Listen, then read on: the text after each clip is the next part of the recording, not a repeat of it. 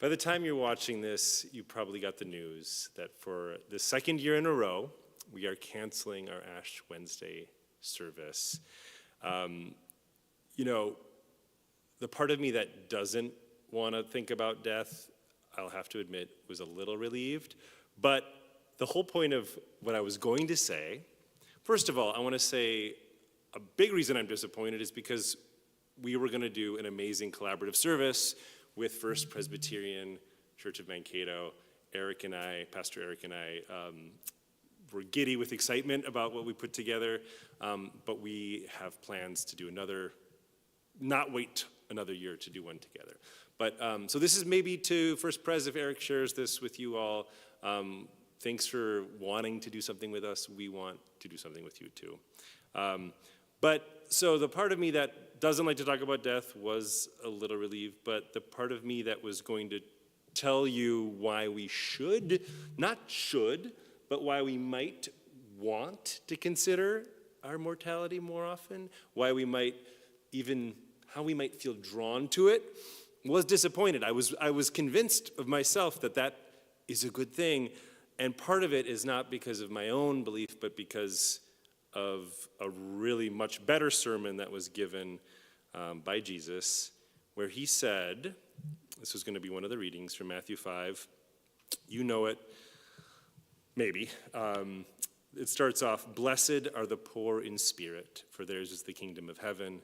And then right after that he says, "Blessed are those who mourn, for they will be comforted." And maybe you've heard from me or your pastor or somewhere, this won't be a revelation, but another way to translate blessed is happy or even blissful. So read that way, happy are the poor in spirit.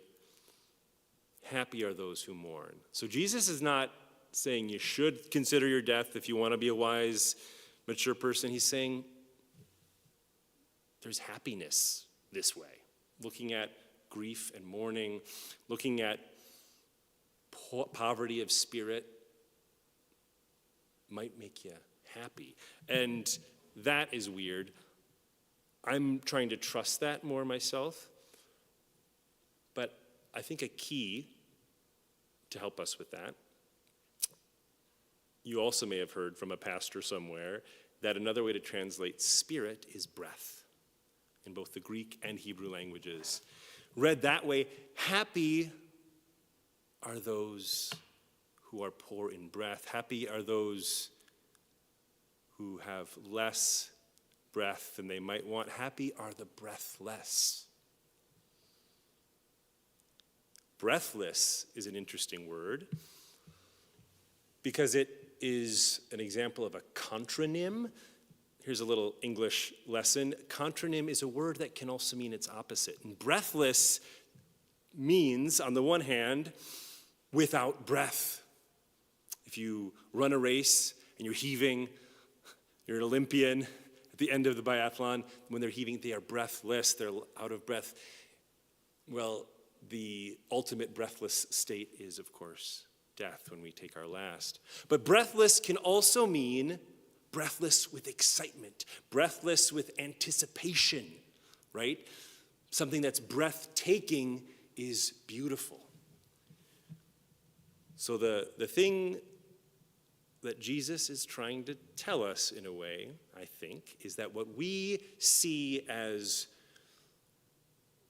the end of our breath, the end of our spiritual rope, the end of our life, looked at through the lens of Christ's death and resurrection, becomes breathtakingly beautiful. A passage into something where we are breathless with excitement and we can approach with breathless anticipation.